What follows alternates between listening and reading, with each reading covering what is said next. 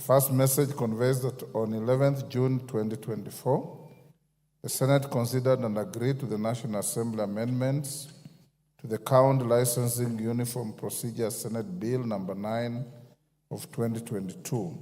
You will recall that on 2nd May 2024, this House passed the said bill with amendments, following which I refer the schedule of the National Assembly amendments to the Senate for consideration in accordance with Article 110(4) of the Constitution. Honourable members, the concurrence of the Senate with the National Assembly on the bill concludes the bicameral consideration of the bill under Article 110 of the Constitution. The second message conveys that on 11th June 2024, the Senate considered and passed the County Government's Additional Allocations Bill, Senate Bill number 19 of 2024, with amendments. The said bill seeks to provide the additional allocations to county governments for the financial year 2024-25 and the responsibilities of national government and county government pursuant to such allocations.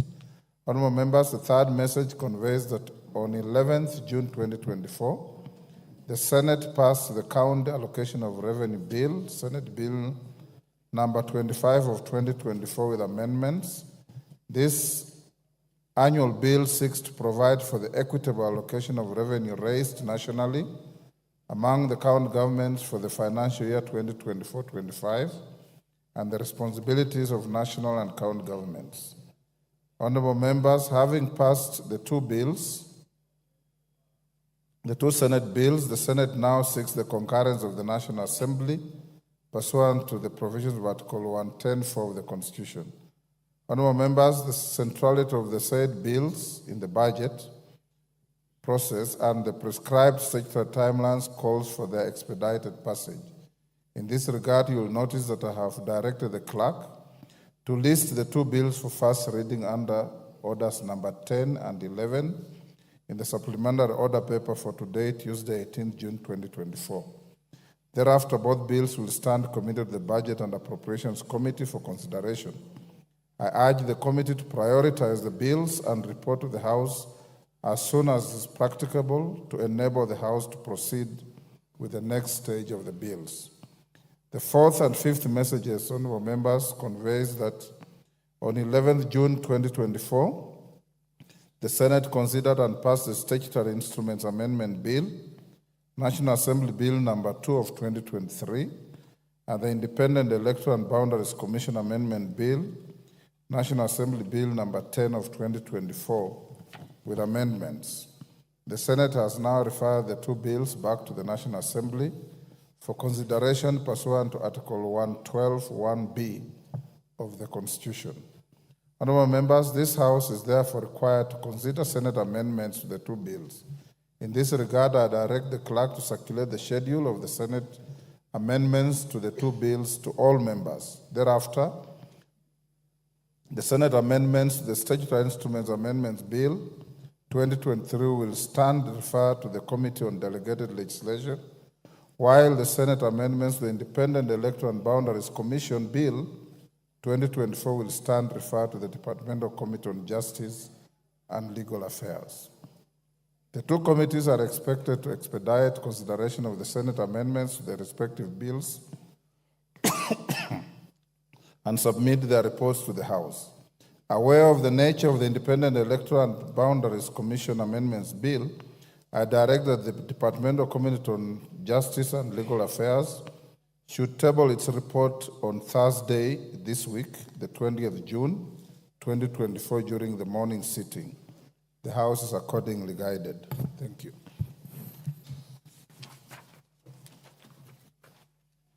Next order. Order number 4, petitions. Order number 5, papers. Majority Leader.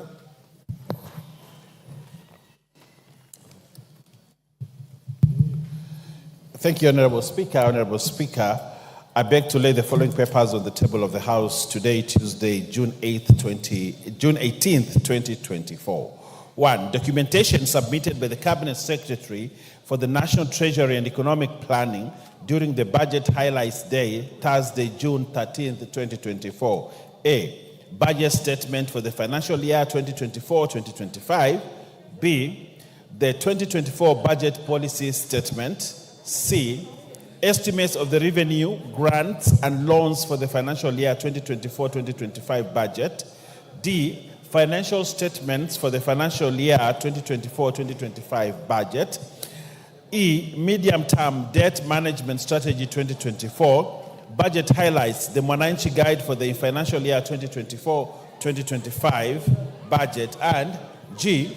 Statistical annex to the budget statements for the financial year 2024-2025. 2.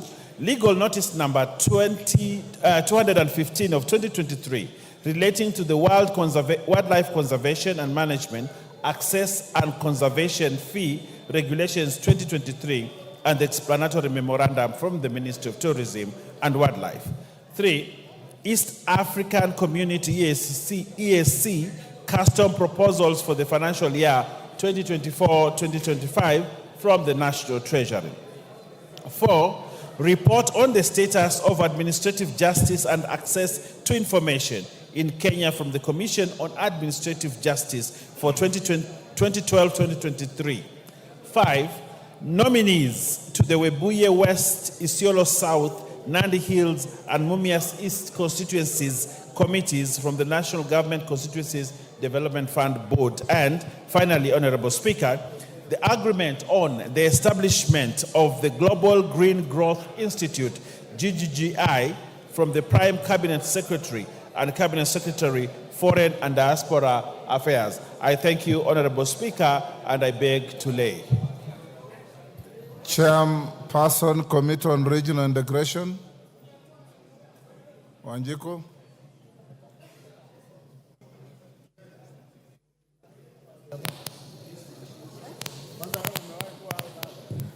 Honorable Speaker, I do not have the papers. Maybe I consult the Clerk, table desk in a few minutes.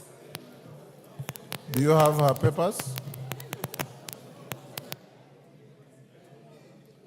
Chairperson, Departmental Committee on Labor. Karemba. You have a report to table?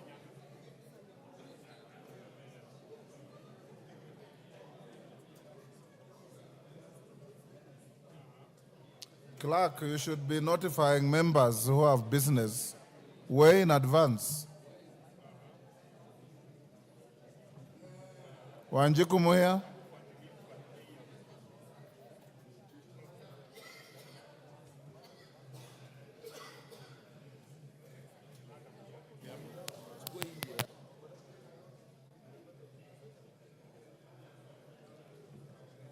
The next mic. There's a mic next to you. It's not working. Kasheri, give Wanjiku space.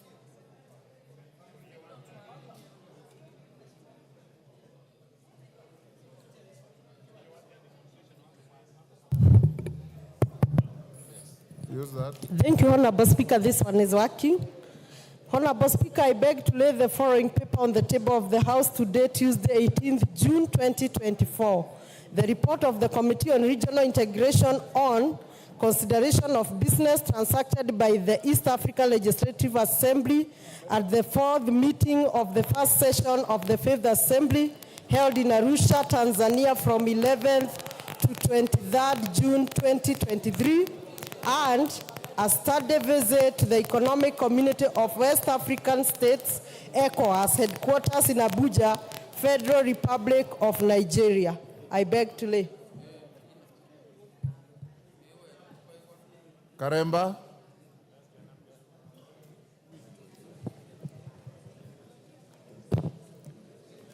Thank you, Honorable Speaker. Honorable Speaker, I beg to lay the following paper on the table of the House today, Tuesday, 18th June 2024. Report of the Departmental Committee on Labor on its consideration of the Employment Amendment Bill, National Assembly Bill number 62 of 2023. Thank you, Honorable Speaker. Next order.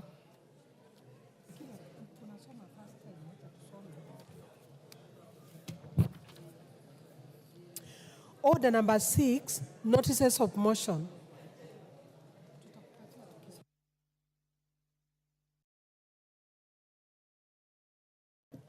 Committee on Regional Integration. Wanjiku Muya.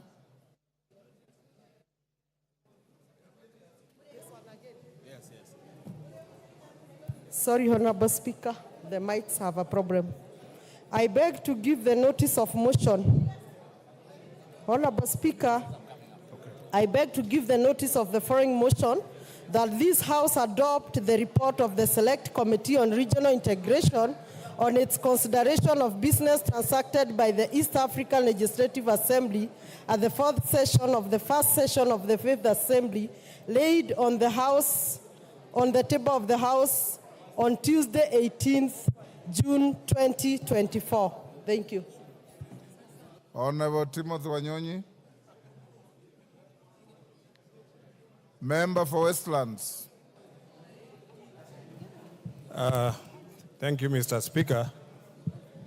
Mr. Speaker, I beg to give notice of the following motion: that are aware that land is a critical but limited factor of protection that supports human habitation and food production, noting that agriculture is Kenya's economic mainstay. Appreciating that the Central Bank of Kenya, CBK, Monetary Policy Committee, Agriculture Sector Survey 2022 estimated the contribution of agriculture sector for the country's gross domestic product, GDP, to be 22% directly and 27% indirectly. Through these linkages with other sectors, further appreciating that the survey showed that the sector employs over 40% of Kenya's total population. Concerned that in the Land Reform Volume 3 publication, the Kenya Land Alliance land estimated that only 17% of the country's land mass is classified as suitable for rain-fed agriculture, while the remainder is either semi-arid or arid. Further concerned that the country's agriculture productivity has been decreasing over the years, cognizant of the fact that the decline in agriculture productivity is partly attributable to the shrinking agricultural land due to unplanned settlements that encroach on agricultural lands. Further concerned that agricultural lands in rural areas are continually being subdivided into small portions for build development, thereby diminishing size of land available for agriculture. Noting that there is need to put in place measures for effective land use in the country in order to guarantee optimal use of agriculture. Now, therefore, this House resolves that the government, through the Ministry of Lands, Public Works, Housing and Planning Developments, puts in place a policy framework for effective land use in rural areas by consolidating and designating zones for built development, for commercial and residential developments with shared public utilities, and separate zones for agriculture use in order to arrest further diminishing of agricultural land and steady the country's agricultural productivity. Thank you, Mr. Speaker.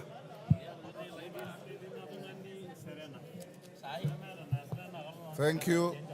Honorable Peter Nabulindo. Peter Nabulindo.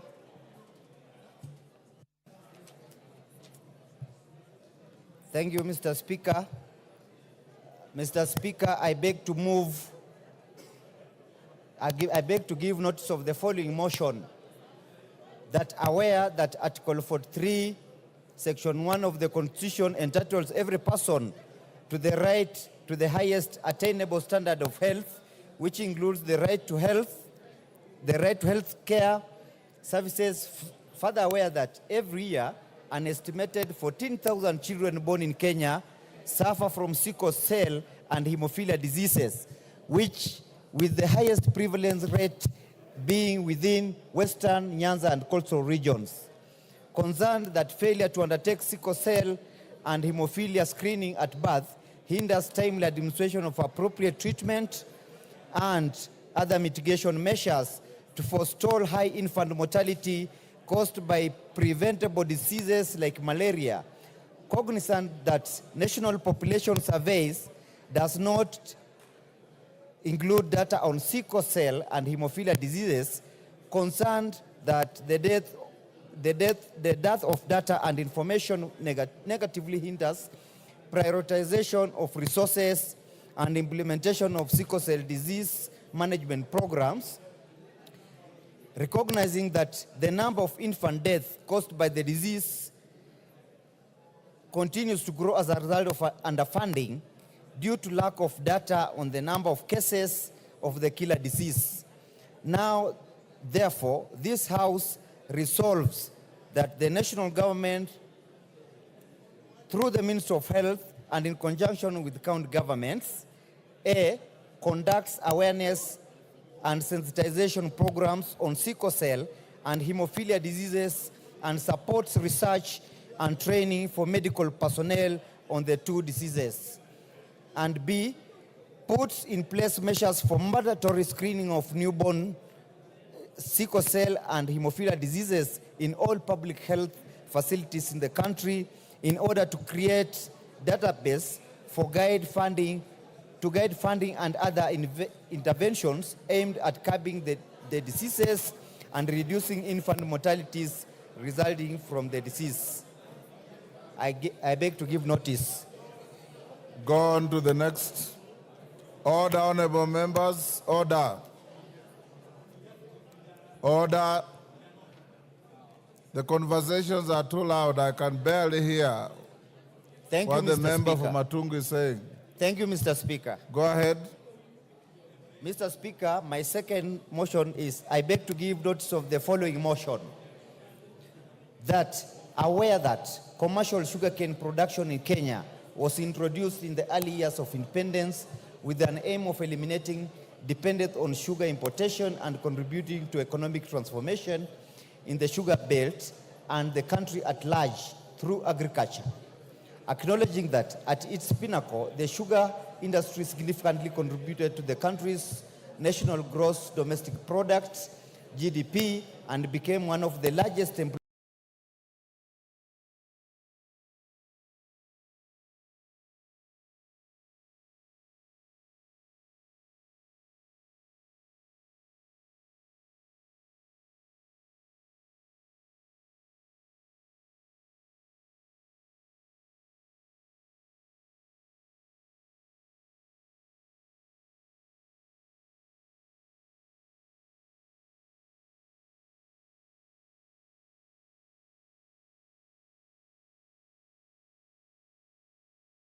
net importation of sugar, which negatively impacts on the balance of trade.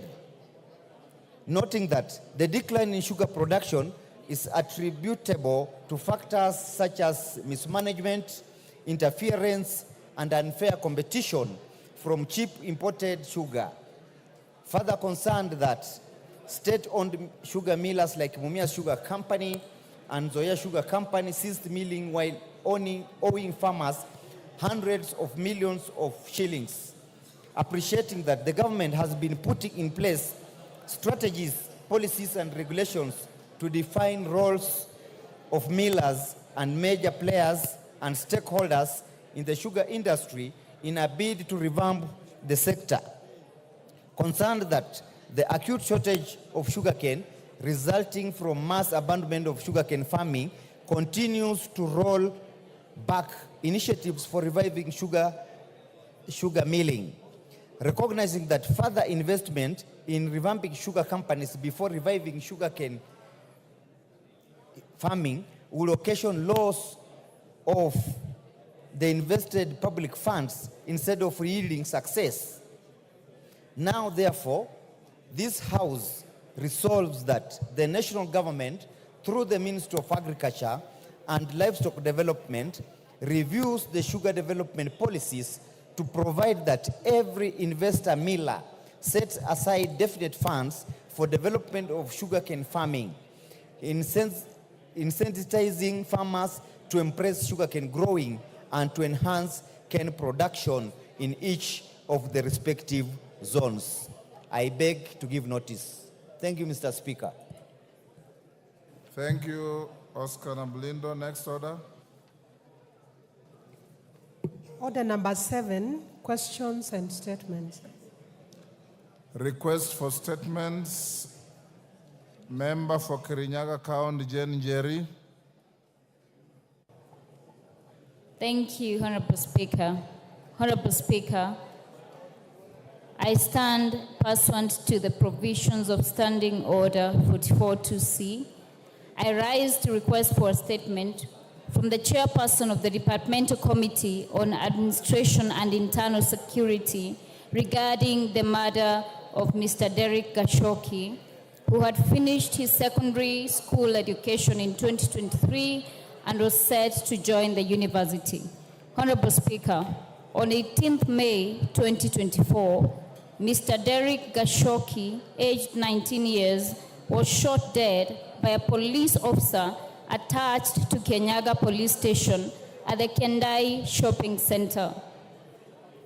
The unfortunate incident happened at 11 p.m. when police officers who were on patrol arrived at the market center where Mr. Derek Gashoki and his friends were playing pool. As a result, angry residents accompanying the deceased family stormed the Kenyaga police station and recorded a statement under OB number 23/29/5/24, demanding answers of the killing of their kin. Consequently, a police officer from Kenyaga police station was arrested following the killing. However, she was later released. Honorable Speaker, the family of the late Derek Gashoki has the right to know the details surrounding the incident and clarity on what led to such a loss of life. Most importantly, the security agencies must conduct a thorough investigation and provide clear and honest explanations to address any concerns and uphold trust in the justice system. Honorable Speaker, it is against this background that I request for a statement from the chairperson of the Departmental Committee on Administration and Internal Security on the following. 1, provide a report from the relevant agencies regarding the status of the investigations into the death of Mr. Derek Gashoki at Kendai Shopping Center. 2, provide information on whether the police officer involved in the killing of Mr. Derek Gashoki has been apprehended and prosecuted, and explain measures the government has put in place to address extrajudicial killings and the use of excessive force by the police. I thank you, Honorable Speaker. Tongoyo, that is to you. When can you bring a response? 2 weeks? Yeah. So that. Next, Honorable Rael Kasiwai, member for West Pokot. Honorable Speaker, pursuant to the provisions of the Standing Order 44-2C, I wish to request for a statement from the chairperson of the Departmental Committee on Blue Economy, Water and Irrigation regarding the current status of the construction of the Sioi Murung Dam in West Pokot constituency, rather in Pokot South constituency, West Pokot County. Honorable Speaker, the Sioi Murung Dam is a critical development project for West Pokot County designed to supply potable water to approximately 350,000 residents in Kapenguria, Kabich Beach, Chepararia towns, and adjacent regions who currently grapple with lack of access to clean and safe water. This multipurpose dam project, being implemented by the National Water Harvesting and Storage Authority, was initiated in March 2015 with an initial projected completion date of March 2018. However, it is deeply concerning that more than 6 years after the original scheduled completion date, the project remains unfinished.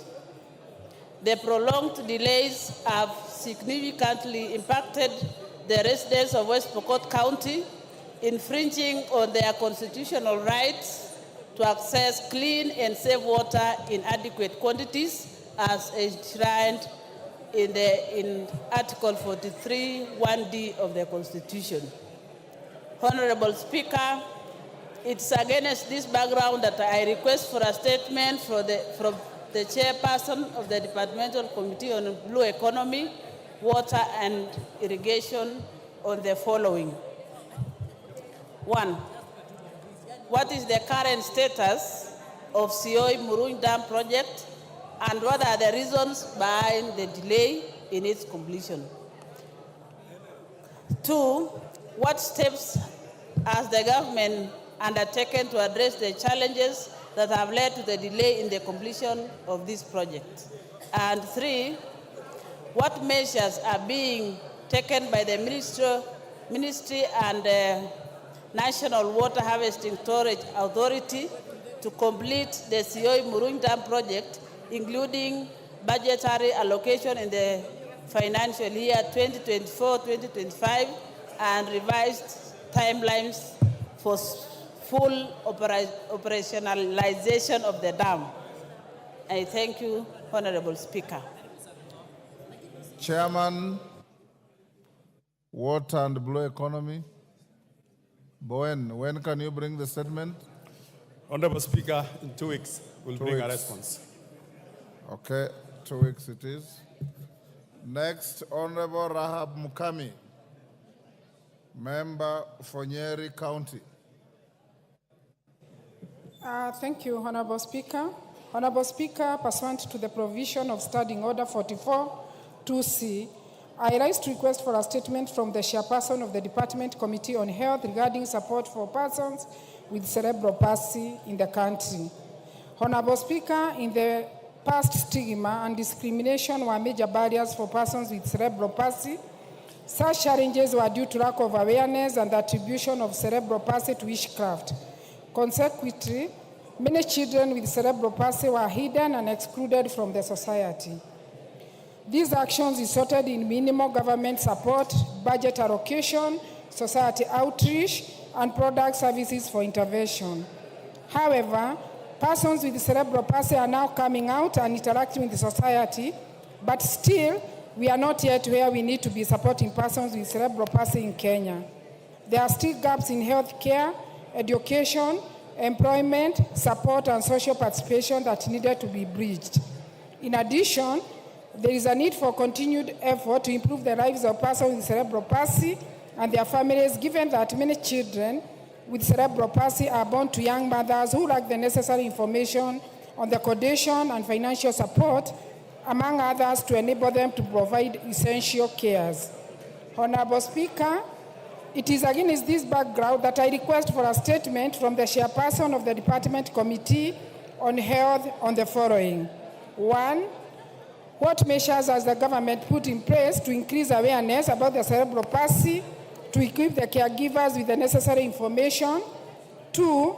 Could the chairperson explain efforts made by the government to increase the availability and affordability of cerebral palsy interventions, quality assessments, therapy services, assistive devices, medication, and basic essential. 3, are there any support systems such as financial, physical assistance provided by the government to enable the families to provide better care for persons with cerebral palsy? I thank you, Honorable Speaker. Chairman Health, Honorable Bukose, that request is to your committee. Were you even listening? Yes, Honorable Speaker. I saw I was consulting with the chair on a retreat to Kisumu, which they were putting this week, and yet we have the finance bill. But I want to assure the member that we can give a response in 2 weeks' time. In 2 weeks? Yes, thank you. Okay, thank you. Response to statements. Statement requested by Honorable Timothy Toroitich, Member Marakwet West. Honorable Tongoyo.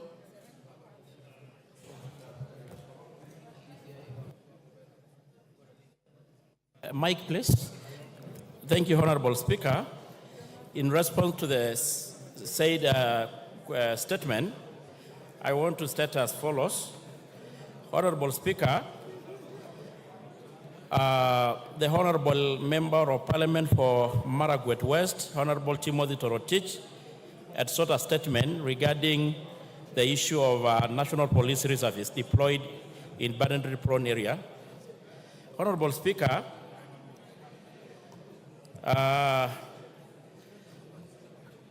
the National Police Reservists assist the National Police Service to dispense its mandate, including maintenance of law and order and protection of life and property and law enforcement.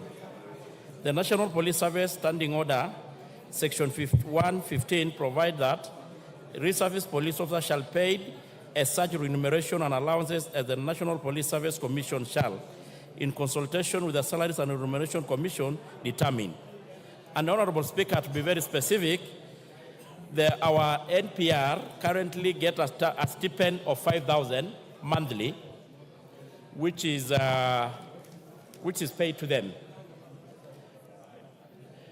Honorable Speaker, NPR are recruited from the locals who are consistent with the local culture and terrain. The sub-county security, the process of doing is as follows. The security sub-county committee, in collaboration with the local administration, identify potential candidates. After the committees identify such candidate, the minutes are sent to the county security committee for verification. Thereafter, sent to the KPS headquarters together with the fingerprints of their recruits candidates. The fingerprints are forwarded to DCI for further vetting. Clearance is received before the training commenced. Honorable Speaker, Article 110(7) of the NPC Act, revised 2014, stipulates that the Inspector General of Police undertake the training of police reservist officers to ensure that they are consistent with the relevant provision of the Constitution and this Act. Article 1(1), subsection 3 of the same provide that the reserve officers shall be enlisted and trained by the IG. The NPS standing orders provide that NPRS may undergo training, which include general police duties, weapon training, shooting, conflict resolution, and management, and the method of persuasion, care of specific victims. And the training is done at the county level. There exists a standard training syllabus, which is used for all the training countrywide. Honorable Speaker, the NPR undergoes a mandatory 6 weeks training in arms handling, law and safety, after which successful trainees usually pass out through a police parade. Thank you, Honorable Speaker. I submit. Timothy Toroitich, you've heard the response. Give him the mic. Thank you, Honorable Speaker. Honorable Speaker, whereas I appreciate the response by the Chair Security, Honorable Chair, we have been informed and that the allowance payable to NPR is Kenya shillings 5,000. Honorable Chair, Honorable Speaker, I would like to get exactly the frequency of payment. Are they paid on a monthly basis, on a quarterly basis, or on a yearly basis? Tongoyo.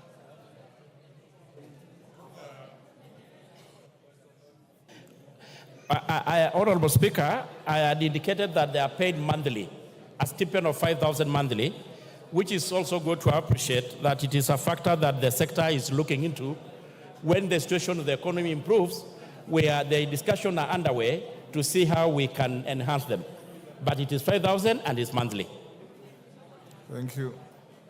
Next, a response to a request by the member for Kilgoris, Julius Olesunguli.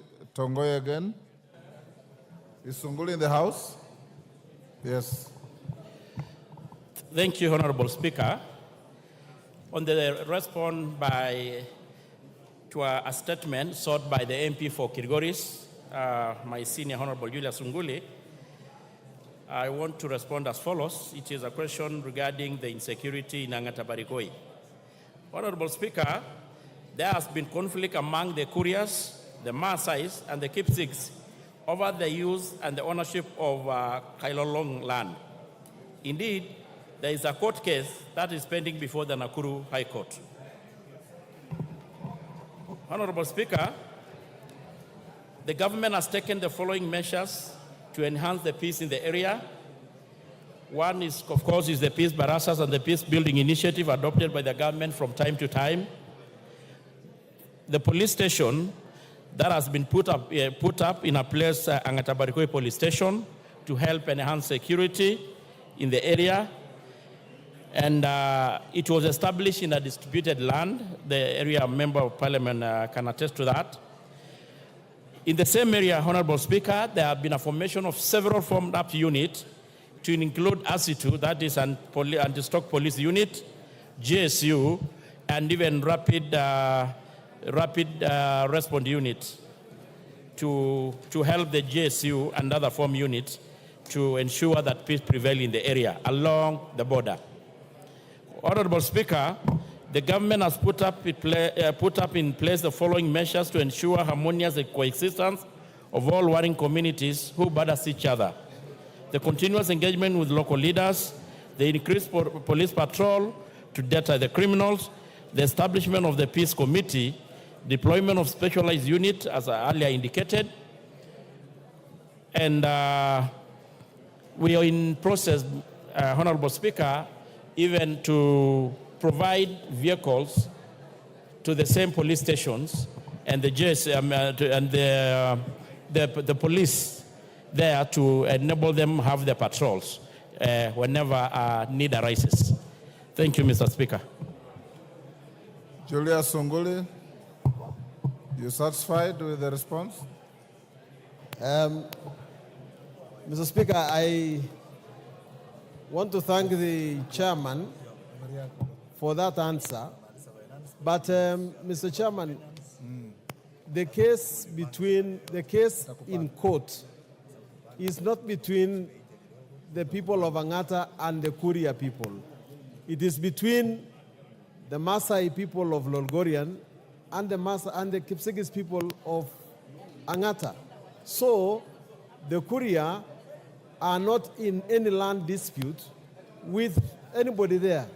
So, I think that the ministry should give a better answer and tell us what is the analysis about the true cause of this fight.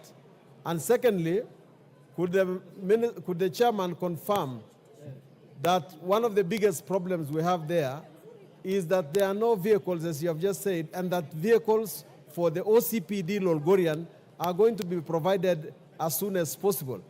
But if the ministry treats this as a land dispute between the Kuria and the people of Angata, then they have it wrong. They have to identify who exactly is disputing the land, because the Kurias have not gone to court against the Kipsigis people who live in Angata.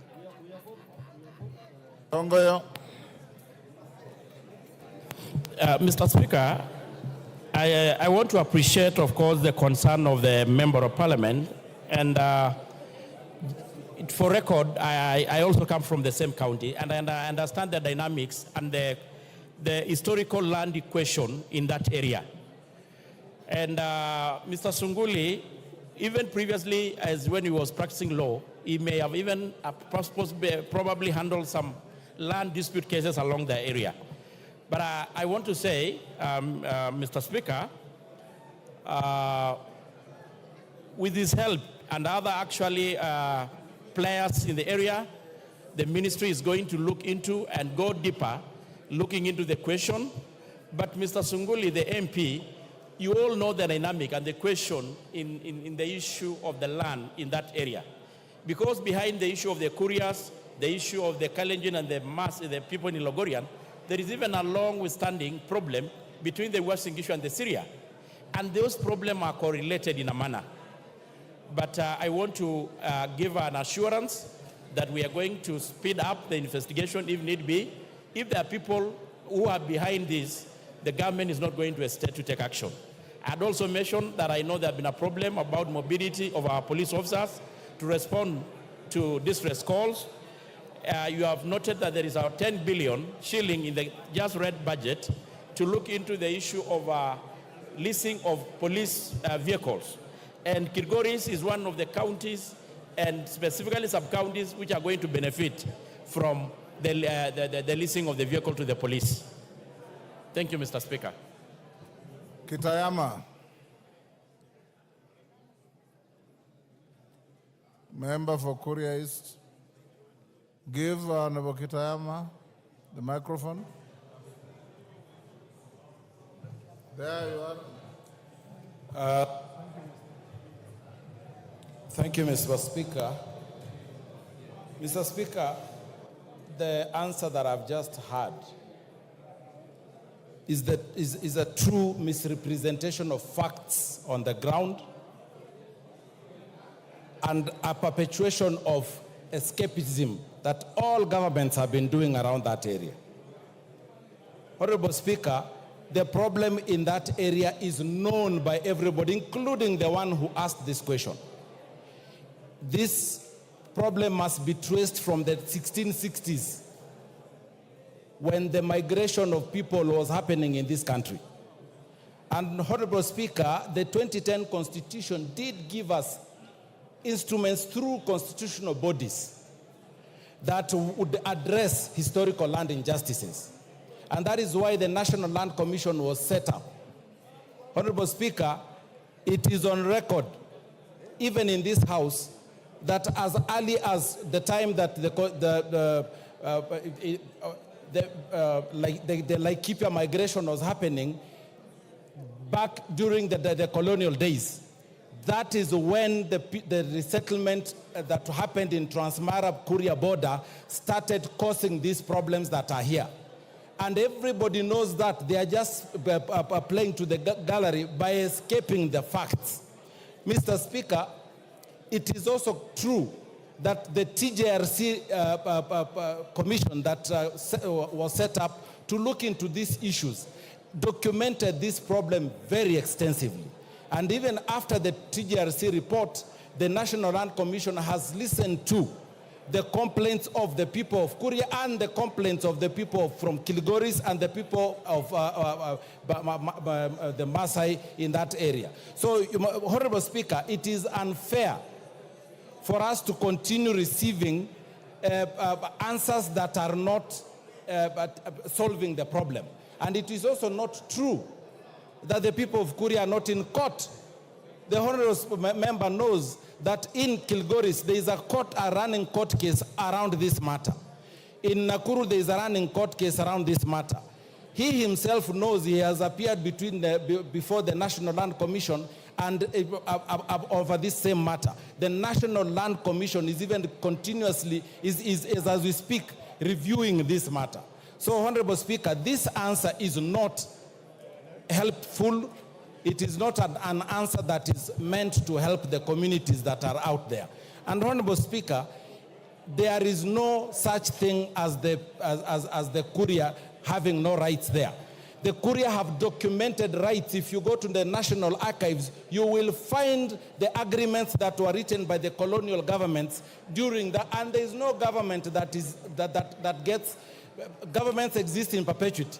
So the colonial government did record the agreements. The people of Kuria are rightfully claiming that land, and the matter is being frustrated by senior government officials over the years. Every government that has been in this country since independence has continuously frustrated the rights that the people of Kuria have been laying over this. And that is why, Honorable Speaker, you are not being told that in 2019, the National Land Commission did award the Kuria community that said piece of land. And it's only 20,000 acres. And the National Land Commission, if you go to the Kenya Gazette, it did the January Kenya Gazette, January 2019. The people of Kuria were awarded by none other than a commission of this country, a legal commission, the National Land Commission. So, Honorable Speaker, this is a scheme to keep this matter in court and continue frustrating the people of Kuria, purporting that they have no rights to live in Rift Valley. In Tanzania, the people of Kuria live in Tanzania, in Rift Valley. In other jurisdictions... You've made your point. Yes, Your Honorable Speaker, and we cannot continue having the... And Honorable Speaker, it can also be traced in 1989, when... You've made your point, Kitayama. Tongoyo, are you misleading the House? Mr. Speaker. Hold on, Tongoyo. Let's hear Sunguli first. Sunguli. Yeah, Mr. Speaker, in view of the comments by my friend, a very dear friend of mine, Honorable Kitayama, isn't it now in order that you direct the chairman to come up with a more researched answer? Because, Mr. Speaker, when I walked into this house, I did not know that the Kuria people of Kuria district, of Migori County, are out on an act of aggression, and that they claim land which is in Transmara. Isn't it in order for the chairman to ask the government to come up with a clear boundary between Migori County and Narok County, because we all live in our own homes, and where people are going to trace their historical rights, that we are not going to get to the bottom of the problem, and we are not going to get an answer. So can you direct the chairman that he has not answered this question, and that let him go and get a more researched answer which is satisfactory and which will dissuade my colleagues from Kuria from claiming the land from in Transmara? Yes, Kitayama. And this time, take less time. Give Kitayama the... Honorable Speaker,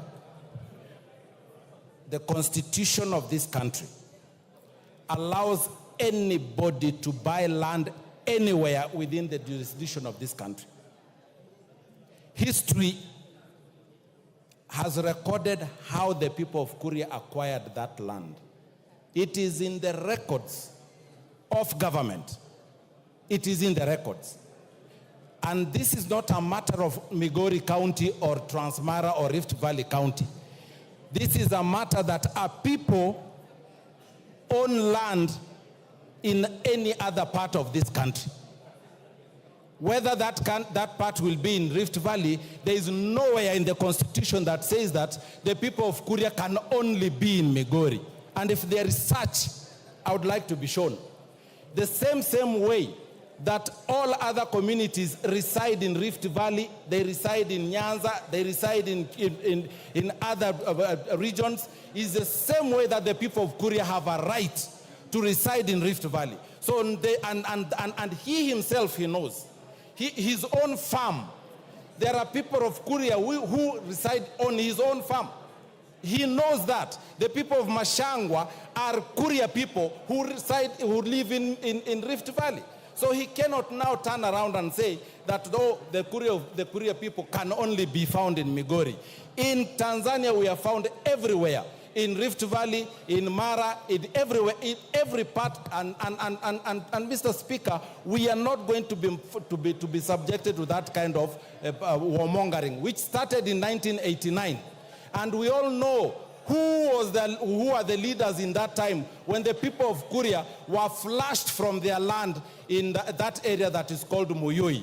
And this is a fact that is recorded very, very well. It has been properly prosecuted, and I'm ready, Honorable Speaker, if this House was to set up even a tribunal to look into it, and you'll be surprised, Mr. Speaker, who will live with egg on face over this matter. Tongoyo. Order, Sunguli, this cannot be a ping pong between you and Kitamaya.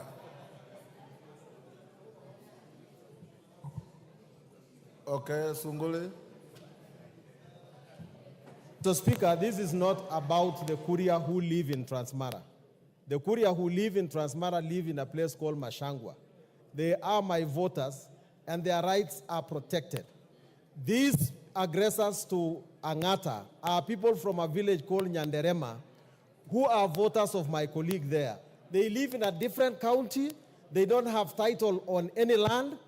And I do not want to say that the Constitution says this or that. The Constitution is very clear that if you have land, then you have property over it. And a tribe does not come in.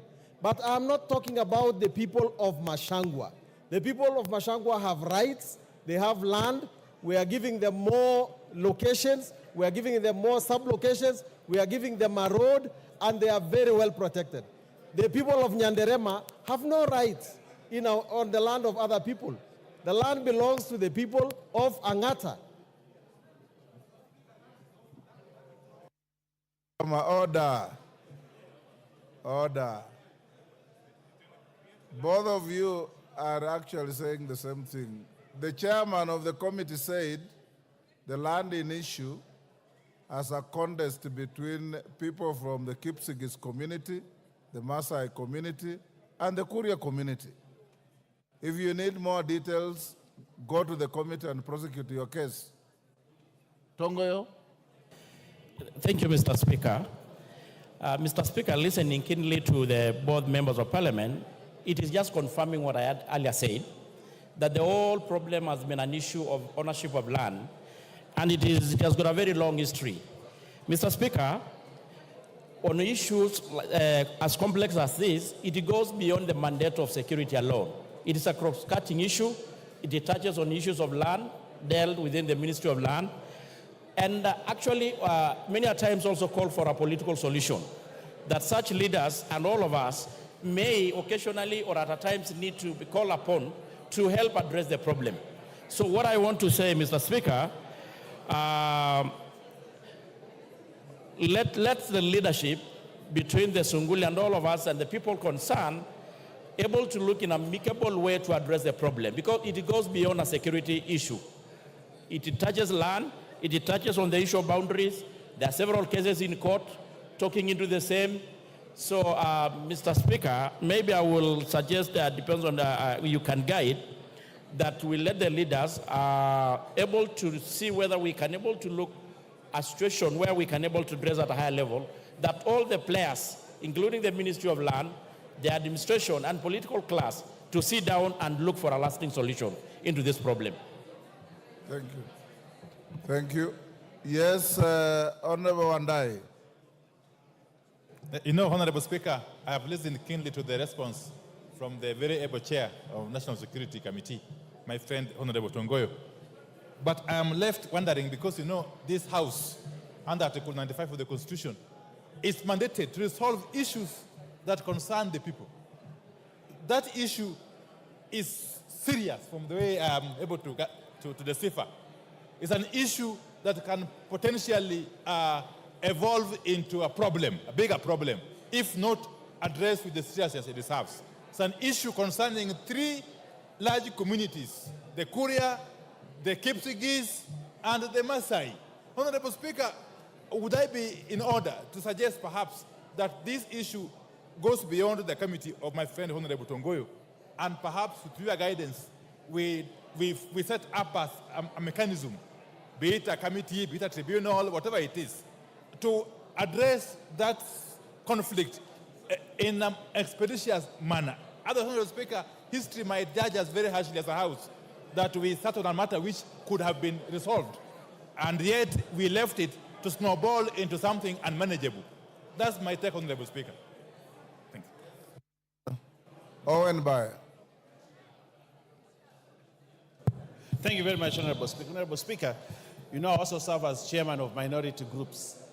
And my advice is, through your guidance, that you set a select committee of, or an ad hoc committee of Parliament from members from this area so that they can sit and look at an amicable solution instead of looking at a more administrative solution, but they look at a communal, they look at a solution that is participatory, because the Constitution of Kenya also allows us to have an ADR, an alternative dispute mechanism.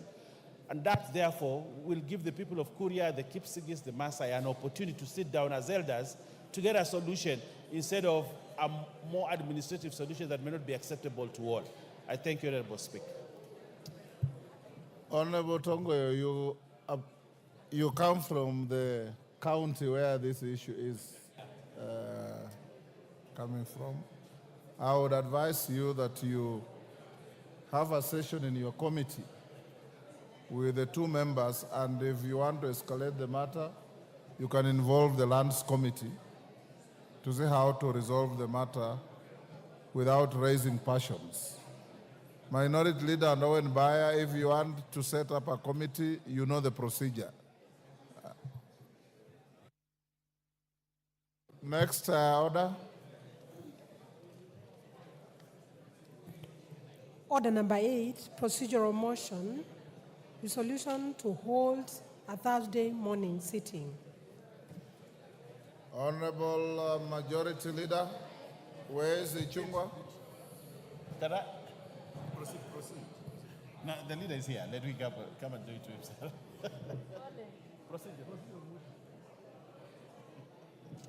Majority Leader, move your procedural motion. Thank you, Honorable Speaker. Honorable Speaker, I beg to move that pursuant to the provision of Standing Order 33C, this House resolves to hold a morning sitting on Thursday, 20th June 2024, commencing at 9:30 a.m.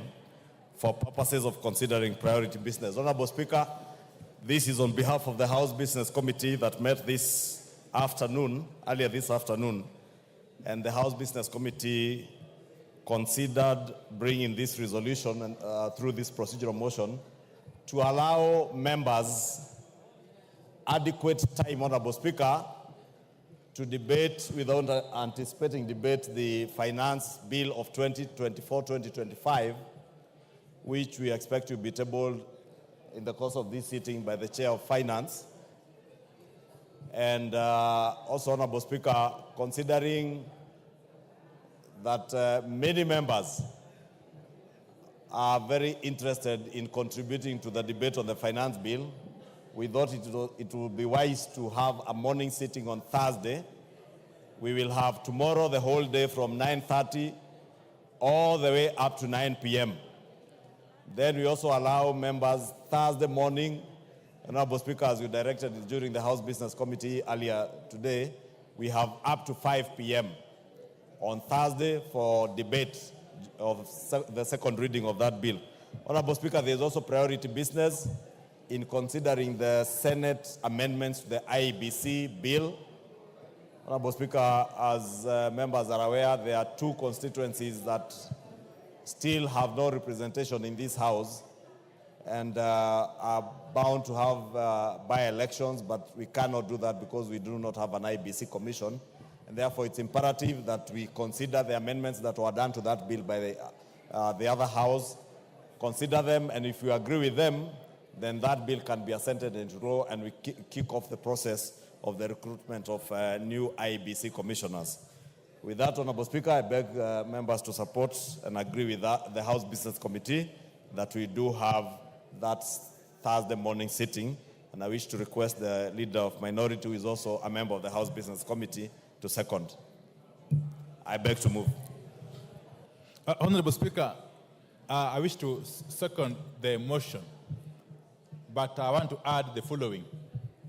Obviously, members from across the political divide would want adequate time to be able to contribute to the matter of the finance bill at the second reading stage. And that's why it was in the wisdom of the House Business Committee that we allocate enough sitting days.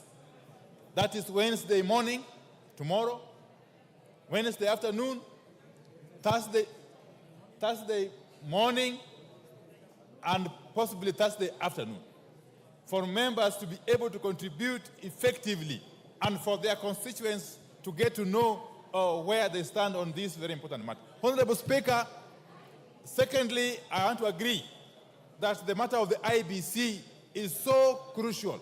Honorable Speaker, we now have two constituencies that have got no representation in this House. That is Banisa constituency in Mandera County and Magarini constituency in Kilifi County.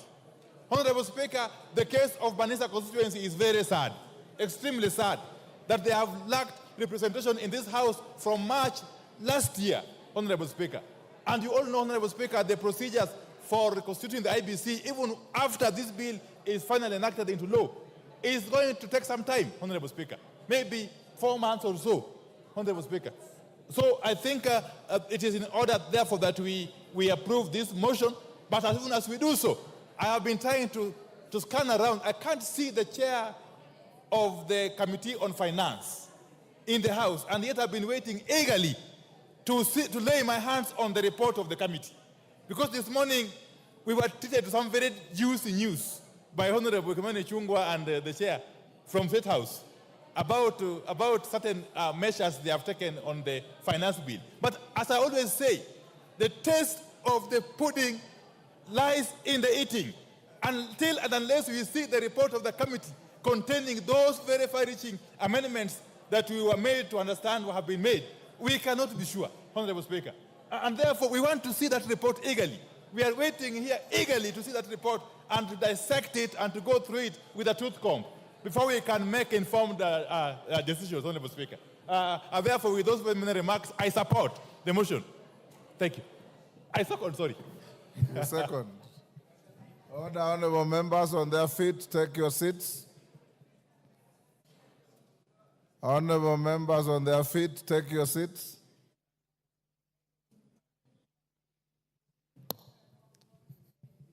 Honorable members, I now propose the question, which is that pursuant to the provisions of Standing Order 33C, this House resolves to hold a morning sitting on Thursday, 20th June 2024, commencing at 9:30 a.m. for purposes of considering priority business. I put the question.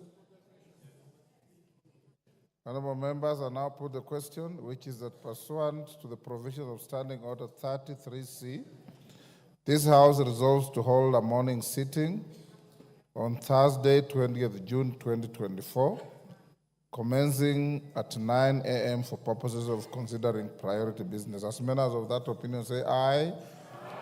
Will those of the contrary opinion say nay? The ayes have it. Order number 9, procedural motion, reduction of publication period or specified bill. Majority, no, Chairman, Budget and Appropriations Committee. Dindi Nyoro. Thank you very much, Honorable Speaker. Honorable Speaker, I beg to move that pursuant to the provisions of Standing Order 120, that this House resolves to reduce the publication period of the Appropriation Bill, National Assembly Bill number 33 of 2024, from 7 days to 5 days. Honorable Speaker, the essence of this is because the calendar that we have now between today and next week is very tight. We'll be discussing very major and far-reaching policy instruments in this House, and especially the Finance Bill alongside the Appropriations Act or Bill. And Honorable Speaker, the essence of this is for us to meet the timelines as we move to the close of this financial year by end of this month. And Honorable Speaker, at the same time, we have still given ample time even for members to peruse and interrogate the appropriation bill, because Honorable Speaker, as members are aware, these two processes that we'll be having are intertwined.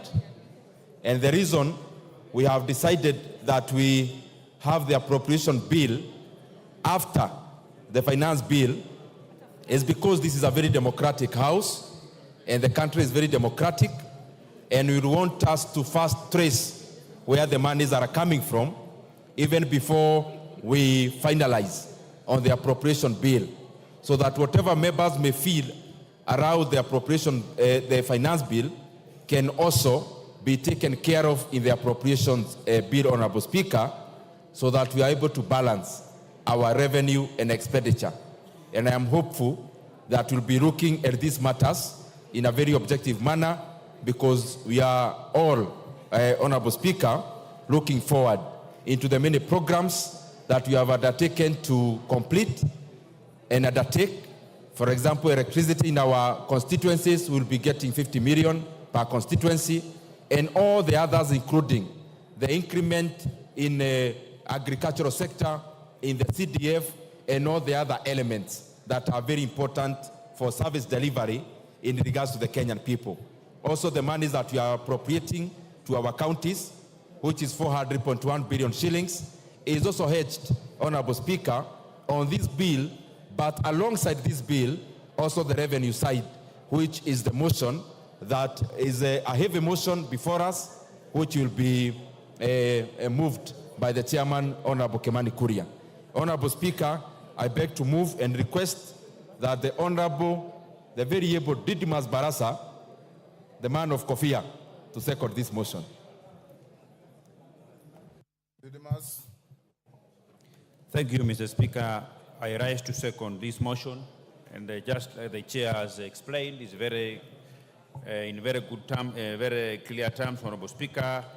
We have a lot that this House is going to process, and most importantly, we must meet the timeline, considering that we are coming to the end of this financial year. And Honorable Speaker, this House is youthful. We are able to go through the finance bill, and we'll be able to understand where these monies are coming from. Without much ado, Honorable Speaker, I beg to second. Thank you. Thank you, Honorable Didimas. Order, Honorable Commissioner Makau. Order. Commissioner Makau, freeze or take the nearest seat. Honorable members, I now propose the question, which is that pursuant to the provisions of Standing Order 120, this House resolves to reduce the publication period of the Appropriation Bill, National Assembly Bill number 33 of 2024, from 7 days to 5 days. You put the question? Yes, Kajwang? Mr. Speaker, I see no merit in reducing the dates or the days that we have in this bill. The number of days we are talking about, this bill is already published, but it is 5 days old. In fact, if we then reduce it, then it becomes ripe, which in number 10, you then can see it can be put before the House to be read a first time. So actually, mathematically, what we are talking about is 2 days. We have already passed a resolution to discuss tomorrow, to discuss the issues concerning the finance bill tomorrow. And Honorable Speaker, the majority leader just let us know from the House business you have directed that this can go between tomorrow up to Thursday. So actually, we then can properly examine this bill if it were to be, if it were to take the 7 days on Tuesday next week, quite properly. It would have taken 7 days in the normal manner of things, and we would then begin debate on it on Wednesday, on Tuesday. Now, Mr. Speaker, for us to accept this, a person moving the bill or the person seconding must give us reasons. The only reason I have had is that we are going to discuss very important bills. But there is nothing which takes away, because the 7 days is for the common person to interact with the bill, as well as the member representing that person to interact with this bill.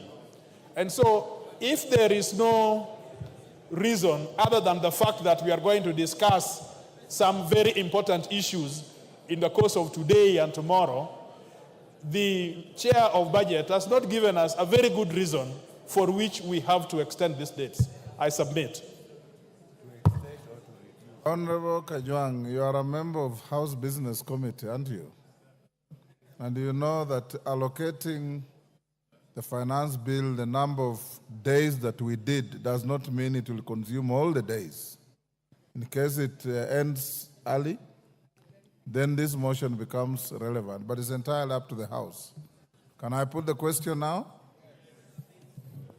I now put the question, which is that pursuant the provisions of Standing Order 120, this House resolves to reduce the publication period of the Appropriation Bill, National Assembly Bill number 33 of 2024, from 7 days to 5 days. As members of that opinion say aye. Aye. Will those of the contrary opinion say nay? Then the ayes have it. Honorable members, you're calling the next order? Honorable members, as we go to the next order, it is expected that the chairman of the Finance Committee, member for Molo, will be tabling his report or his committee report this afternoon. I have not seen it yet. I have to approve it to be tabled, so when I recess, I'll have to perform that function. Once that is done, the report will be available at the table office. I encourage each and every honorable member to get the report either from the table office physically or on the parliamentary web, read through it properly. Upon doing so, we have allocated time as follows. Tomorrow morning from 9:30, Finance bill will be moved by the committee chairman. It will be open to debate the whole of tomorrow morning. Tomorrow afternoon, you have just approved a sitting for Thursday morning. And remember that tomorrow you will sit up to 9:30 or 9 in the night. On Thursday morning, we'll again sit on the finance bill, and House Business Committee has directed that we will then vote on that bill on Thursday afternoon. Committee of the Whole on the same bill will come on Tuesday afternoon. Those of you who want to file any amendments, and I've seen some, I've in fact approved some, although it will be more decent and proper to file your amendments after reading the report to see whether you are proposing amendments that have already been dealt with by the committee. I have directed the clerk that the closure for submitting amendments will be on Thursday at 1 p.m. So those of you who want to file any amendments upon reading the report and the bill, ensure that you file your amendments at or before Thursday 1 p.m. Thereafter, you'll be time barred, and don't say you are not given proper direction. I hope that when the bill is debated from tomorrow, you will debate from an informed position on the content of the bill, the content of the report, and what you desire the bill to be. Thank you. Next order. Order number 10, the Appropriation Bill, National Assembly Bill number 33 of 2024, first reading. A bill for an act of parliament to authorize the issuance of a sum of money out of the consolidated fund and its application towards the service of the year ending on 30th June 2025, and to appropriate that sum and a sum voted on account by the National Assembly for certain public services and purposes. Next order. Order number 11, the County Government's Additional Allocations Bill, Senate Bill number 19 of 2024, first reading. A bill for an act of parliament to provide for the additional allocations to county governments for the year 2024-2025, for the 2024-2025 financial year, the responsibilities of the national government and county governments pursuant to such allocation and for connected purposes.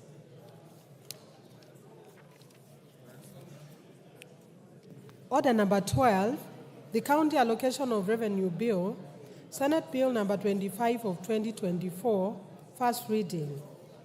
A bill for an act of parliament to provide for the equitable allocation of revenue raised nationally among the county governments for the 2024-2025 financial year, the responsibilities of national and county governments pursuant to such allocation and for connected purposes.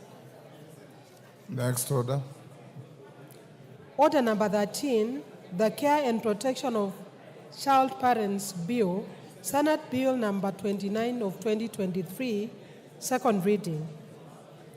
Beatrice Kemei, you are the co-sponsor of that Senate bill. It's now your time to move the bill. Give her the mic.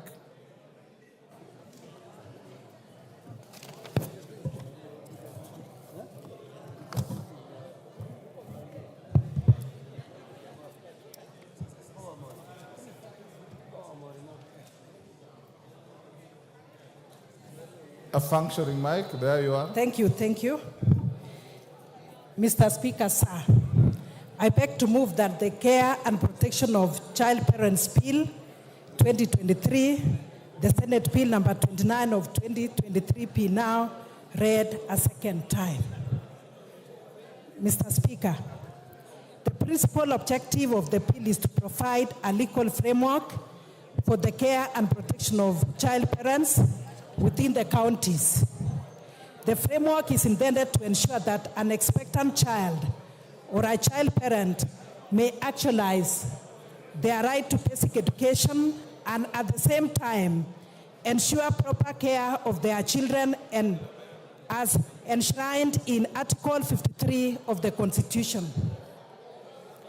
Honorable Speaker, 61 years since Kenya gained its independence from colonial rule, child pregnancies remain a huge concern, as they not only affect the child's ability to continue with their education, but they also impact on the government's effort in reducing poverty levels in the country.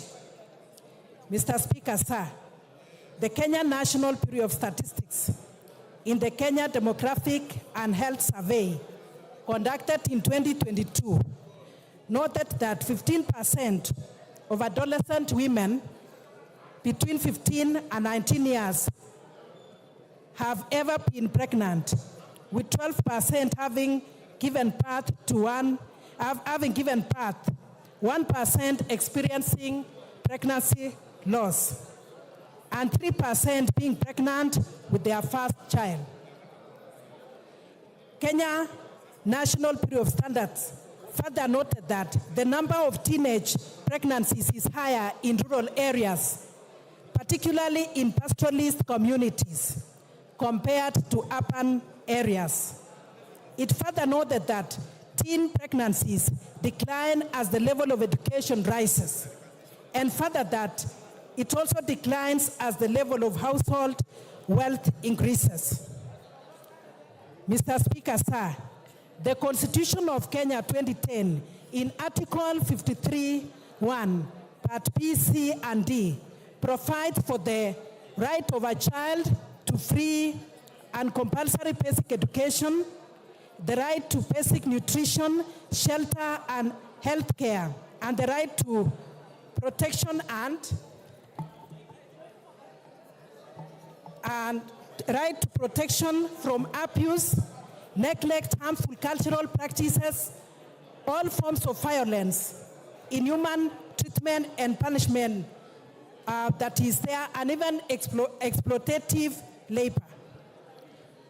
Honorable Speaker, Section 13 of the Child Act, number 29 of 2022, reiterates the right of a child to basic education and mandates the Cabinet Secretary in charge of children matters, in consultation with the Cabinet Secretary in charge of education, to develop and implement policies for the realization by every child of the Constitution of the constitutional right to education. The Basic Education Act number 14 of 2013 provides that no child should be denied admission to a public school. The above, Honorable Speaker, the above notwithstanding, children who fall pregnant in school, especially those born in poor households, are likely to drop out of school so that they can fend for their babies. This not only impacts on their right to education, but also exposes them to early marriages and exploitative labor practices as they seek to fend for themselves and their children. Madam Speaker, some schools conduct mandatory pregnancy tests without the consent of the children or of the learners, and more often than not expel any student who is discovered to be pregnant. Such children are also exposed to ridicule and harassment and are often cited as examples of bad behavior, thus often leading them to drop out of school. It is also difficult for children who have been pregnant before to be readmitted to the school or to another school, as they are often shunned, with the school administration fearing that readmitting them will be viewed as tolerating ill behavior from students, which they are afraid of spreading to other students. Even where the child is readmitted to school, they sometimes have no one to leave the newborn baby with, thus leading them to either delay re-entry to school or making them not to concentrate on their studies, hence resulting to poor academic results. Madam Speaker, existing legislation only provides for the rights of children generally and does not take care of the circumstances unique to child parents. These laws do not provide for how children who fall pregnant are to be handled by the school administration during their pregnancy and also delivery. They also do not provide for ways of ensuring that once they have given birth, they are readmitted to school and have support and access to childcare facilities, particularly those without anyone to take care of their newborn babies while in school. There is also no law providing a framework for the establishment, management, and inspection of childcare facilities so as to ensure that they are safe for children. Madam Speaker, there is therefore need to create a framework to protect children in vulnerable households so as to ensure that they are able to complete their basic education and have a better chance at having better quality of life. This bill therefore seeks to provide a legal framework for the protection of the rights set out under Article 53, 1C and D of the Constitution in relation to child parents, and also through which the expectant child or a child parent can realize their right to education, and at the same time ensure the care and protection of the other child, and also of standards for the establishment and regulation of care centers for child parents by county governments. Madam Speaker, clauses 4, 5, and 6 of the bill provide for the obligations of the national and county governments with respect to preventing pregnant children and child parents from dropping out of school, as well as social assistance to such children. Clause 7 of the bill provides for preparation of management plans by the school administration, which are aimed towards reduction of dropouts, as well as prescribing how pregnant children and child parents will be handled within the school. While Clause 8 of the bill provides for the rights of pregnant and parenting students, including the right to continue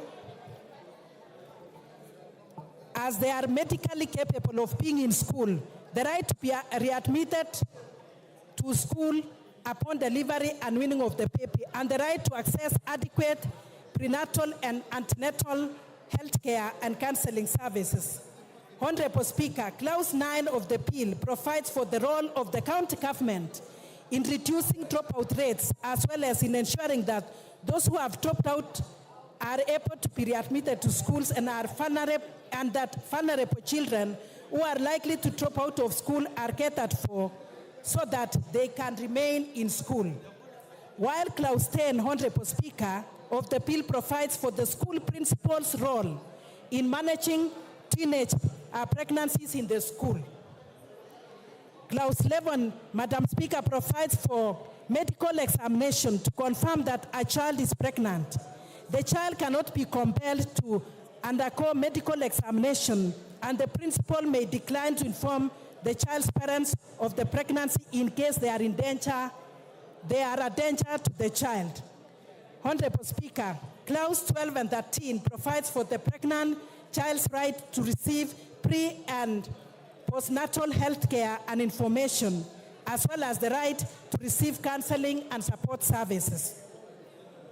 Honorable Speaker, Clause 14 provides for confidentiality when handling the case of any child who is found to be pregnant within a school.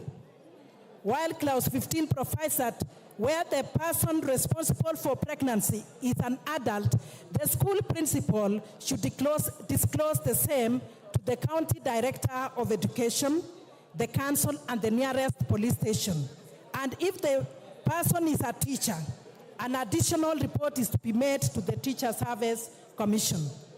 Honorable Speaker, Clause 16 provides for readmission of the child to school once she has given birth and weaned the baby. She is to be readmitted at the same level she was prior to giving birth. Honorable Speaker, 17 provides that the school should not discriminate against the pregnant child while she is in school on account of being pregnant or having given birth, while 18 requires parents of the pregnant child or of child to continue with their parental obligations and support the child. 19, Honorable Speaker, provides for the school's obligation to counsel the child, readmit the child once the child is born and weaned, and to continue supporting the child so that they can continue with their education. Madam Speaker, Clause 20 makes it an offense for the school administration to refuse to readmit a child once they have given birth. Upon confusion, the school principal and every member of the school administration may be fined up to 500,000 or jailed for 6 months or both. Madam Speaker, Clause 21 provides for establishment of child care centers in child care centers in or within the vicinity of an institution of basic education.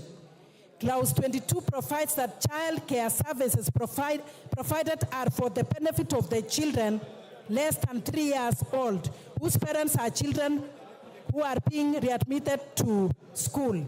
Clause 23, Honorable Speaker, provides for the requirements of a child care center, which includes accessibility, affordability, ability to give adequate supervision to the children, and availability of qualified personnel together for the children.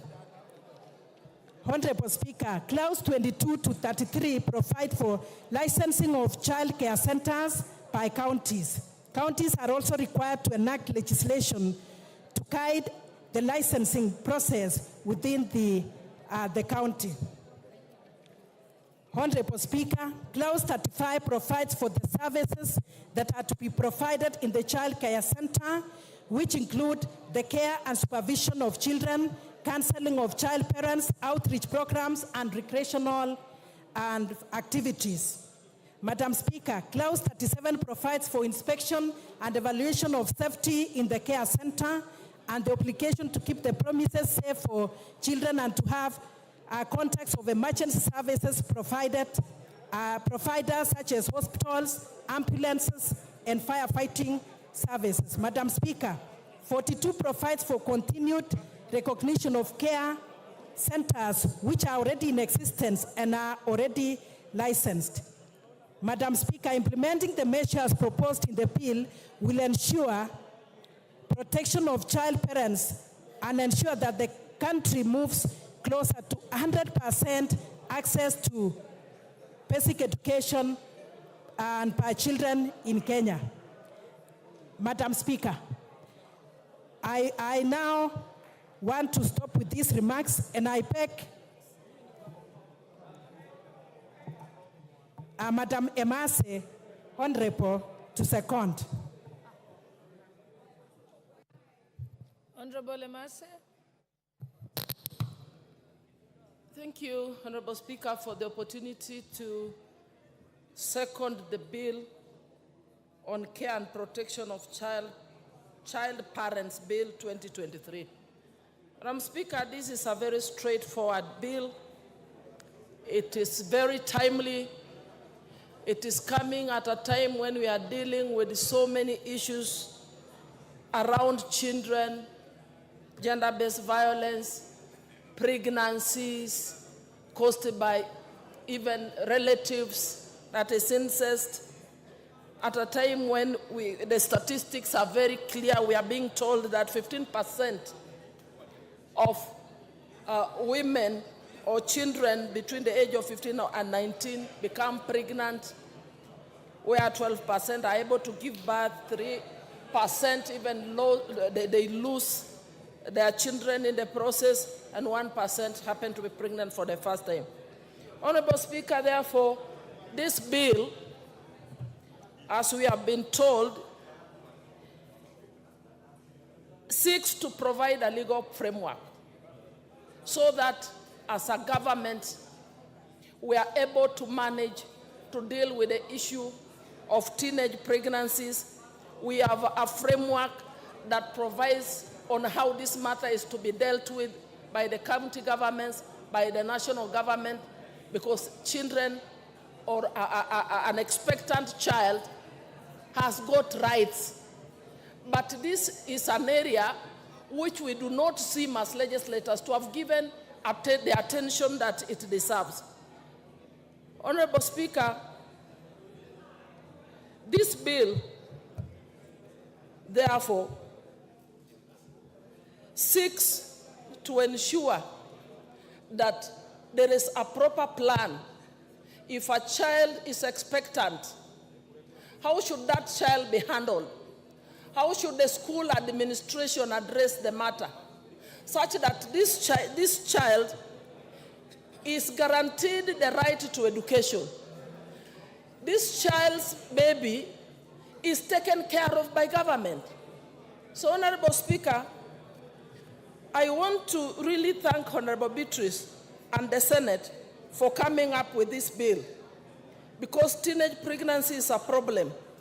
And once these children are guaranteed of education even after conceiving, then we are assured that we are able in the future, going forward, to continue bringing down the numbers in terms of these teenage pregnancies.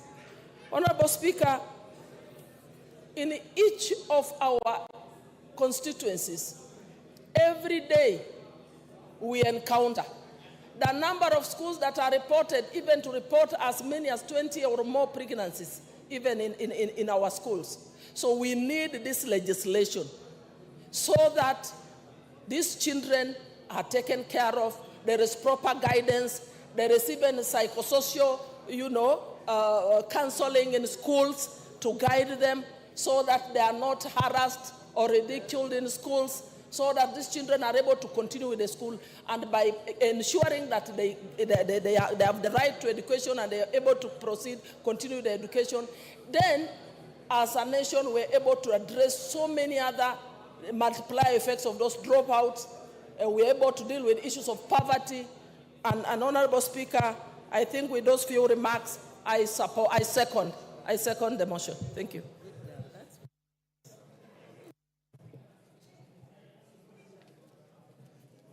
Honorable members, allow me now to propose the question that the Care and Protection of Child Parents Bill, Senate Bill number 29 of 2023, be read a second time.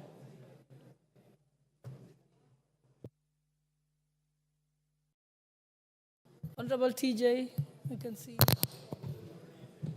My contribution, Madam Speaker, will be very short.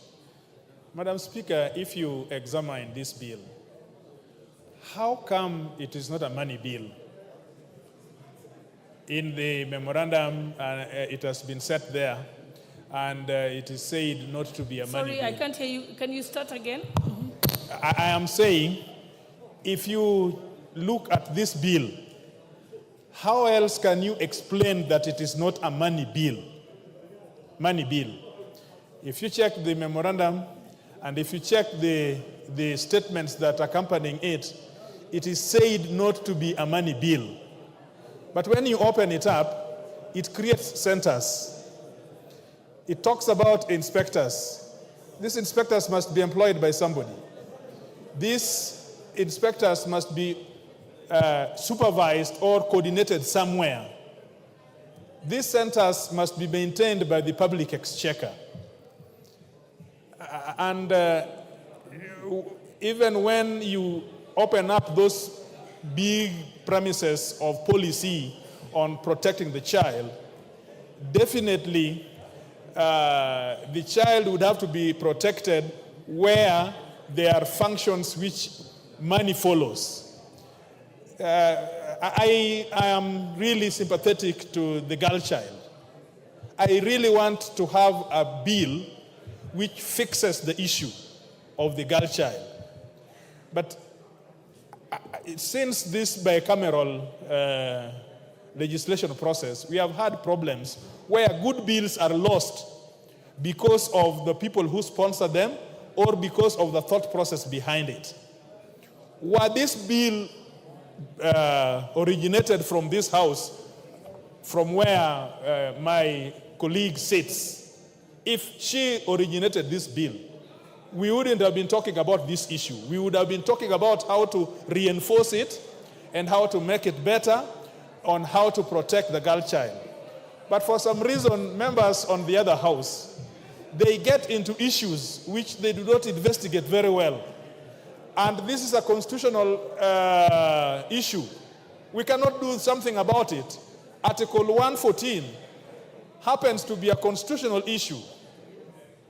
Even when the emeritus lady and a very, she's a doyen of this legislation. But Honorable Emase will see the bill. In fact, she is the member of the Budget and Appropriation. Honorable Emase, please convince us that this is not a money bill. She is still consulting. But Honorable Master, please don't mistake us. We are the fighters. Listen. We are the fighters for the girl child. And we want girl child to be ring-fenced. Some of us are fathers of girls. But the problem we have in this legislation is that people begin to sponsor bills without looking at the Constitution. You see an inspector there. You see the care there. It is definitely going to use the taxpayers' money. So how can it be a bill outside Article 114? Just convince us and we pass this bill with a record time. But if you are unable, my colleague, please find a way of withdrawing this bill and reintroducing it here so that you do not go away. This thing is very important to a child. We cannot just use it on technicalities. There must be somehow of how we can pass this bill, Madam Speaker, so that the real issues of the child is protected. Thank you very much. Thank you very much, Honorable Member for Ruaraka, Honorable TJ Kajwang. I think you raise a very important point, and I think I agree with you that probably before I say anything about it, I think it's important that we allow the mover of the bill, the second of the bill, and I think also Honorable Member for Baringo, maybe we start with you. Let's hear what the members have to say, but it's a very important issue you have raised. Thank you for that.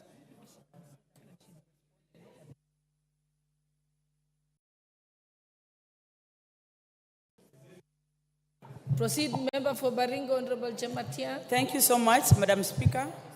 I also want to rise to support with a lot of amendments in this bill. I support because this is a very pertinent topic and a very important bill if it's considered and put in proper perspective. As much as I am supporting what Honorable Beatrice has given us today, Madam Speaker, if you look at this bill, it needs a lot of scrutiny. It needs a lot of, brushing and understanding on the implications that it will cost. If this bill goes like this, Madam Speaker, it's going to cost in many other ways, social, economic, and even psychosocial or psychologically. Because if you look at the framework of this bill, it speaks to protect children, specifically who are pregnant. I want to ask whether the society is even ready to have children who are pregnant. Also, when you want to take care of these children, specifically in schools, it is going to consider specifically on economic factors because we have to budget more and give keen interest on these children because their interest is so different. One moment, Honorable Member for Baringo. Let's do this. Honorable Member for Kericho, please listen carefully because I'll give you an opportunity at the reply. So you better take notes so that you can respond. And I think also a member of the Budget Committee, I think I'd like them to say something. Proceed, Honorable Chematia. Thank you so much, Madam Speaker. I also want to agree with the Honorable of TJ Kajwang that this bill is most likely going to be a real money bill because of the structures that is going to be put in this for actualization of the bill. There's no way you are going to be reintroducing, these expectant children or child parents, and when you take them back to school, the consideration is going to be so much. These children or this particular child is going to be having specific interest at specific times. Also, even in the society, if you look at whether we will want to really consider having children and entertaining pregnancies in school. If you look at it very keenly, we as Africans, and as much as we have problems of teenage pregnancy in our society, I don't think we want to take it up as a promotion that it is okay for a child to be pregnant as long as he still gets the opportunity to go to school. This way, we are going to erode most of the morals in the society, in my opinion, because as much as I would not mind or I will still encourage the child to go back to school. But it is not going to be, honestly, a good idea to encourage these girls to be pregnant just because they are able to go back to school. And more so, there will be those children who are working so hard to be very disciplined and complete their schools without necessarily being pregnant, and we will most likely be disadvantaging and in another way infecting these other ones who are keen to finish school without being pregnant. And again, we will be allowing a lot of indiscipline. If you look at most of these children, because as a women rep, I take I pay most of school fees for them. Their performance in school is very wanting because of the distractions that they get into society. You cannot be a mother and a student at the same time. If you ask me, this bill needs a lot of brushing. We will probably, I don't know whether we will ask the mover to withdraw and reintroduce it again so that we take time to understand and be able to help this bill make a very important impact in the society. As much as I support, I would really ask my colleague, we sit back and probably brush it properly so that we can have a better bill going forward. Thank you, Madam Speaker. Thank you. The Honourable Member for Suba North, Honourable Millie Odhiambo. Thank you, Madam Speaker. I don't know if you are giving me the opportunity to speak or to inform the member because she has already sat down. I just saw you on the intervention button. Oh, I was So seeking just to inform proceed. the member, but she has already sat down. But you can proceed to inform the House. Well, I was just informing the honourable member because from the way she was talking, she seems to infer to persons below 18 years who have had children as though they are voluntary mothers. It's actually cases of sexual abuse. It is presumed anybody below 17 years who has a child is a victim of sexual abuse because they cannot consent legally to sex. So we are actually talking about an abused child in this bill. Thank you very much. I know, Honourable Millie, we've been in the trenches together with Cradle, fighting for the girl child and abused children. So I understand where you're coming from. I will also allow the member, and I think the member for Baringo is properly informed. I will allow the member from Mombasa, Honourable Zamzam Chimba. Asante sana Mheshimiwa Spika, na mimi niweze kuunga mkono hii bill ambayo mwenzangu ameleta ya kupatia watoto wa kike nafasi ya pili kusoma. Mheshimiwa Spika, Mheshimiwa Spika, na nilitaka sana kuzungumza kuwa hao watoto ambao wanapewa nafasi ya pili wengi wako ile underage, umri wa chini, walipata ujauzito, pengine walinajisiwa, ama pengine kuna wale ambao walikuwa na forced marriages, walikuwa hawana uwezo, kwa hiyo wanapewa nafasi ya pili kupata masomo. Mheshimiwa Spika, Mheshimiwa Spika, ndani ya Mombasa County kama mama county nimeregesha watoto wa kike 350 na walipia full scholarship na ngafu warudi darasani wasome, kwa sababu Mheshimiwa Spika, sisi tunataka uongozi wa mwanamke, lakini uongozi wa mwanamke una matatizo mengi sana mpaka afikie kiwango cha kuweza kuingia katika uongozi, lazima awe amepata elimu ya kutosha. Mheshimiwa Spika, na utapata wakati mwingi Mheshimiwa Spika, mtoto wa kiume ambaye amempa mtoto wa kike ujauzito, yeye anaendelea na masomo yake, mtoto wa kike anabaki nyumbani. Mheshimiwa Spika, mimi nimewapa wale watoto nafasi. Mheshimiwa Spika, mpaka sasa mwaka huu watoto ambao wamemaliza kidato cha 4 na watoto 21. Niko na wengine ambao wako form 1, form 2, form 3 na wanaendelea vizuri, na wengine wameungama, wengine hata walikuwa wameingia kwenye madawa ya kulevya kwa sababu ya stress. Anashindwa, angalie mtoto anatamani apate elimu ili aweze kupata kazi, amekwama. Mheshimiwa Spika, kwa hiyo mimi kitu ambacho nataka kusema ni kweli hii bill inahitaji pesa. Ikiwa kama watataka watoto wapewe sehemu ya kulelewa shuleni, basi lazima kuwe na mpango ambao serikali itawekeza pesa ya kuangalia hizi sehemu ambazo watoto watalelewa. Lakini kwa ufupi Mheshimiwa Spika, mimi naunga mtoto wa kike ama young mother aweze kuregeshwa shuleni ikiwa bado ana tamaa ya elimu. Na mimi katika wale wa mama ambao wana hawa watoto, kwa sababu mpaka sasa hatuna sehemu za kuweka watoto wao shuleni, nimewaeka hawa kina mama pamoja ambao ni mama wa hawa young mothers. Nimewapa mradi mtaji, wanafanya biashara waweze kulea hawa watoto na hawa wenzao wakisoma. Kwa hiyo Mheshimiwa Spika, mimi naunga mkono, japokuwa na mashtaka moja Mheshimiwa Spika. Hata ino bili ino mimi nimeitoa kitambo, nimeweka kule katika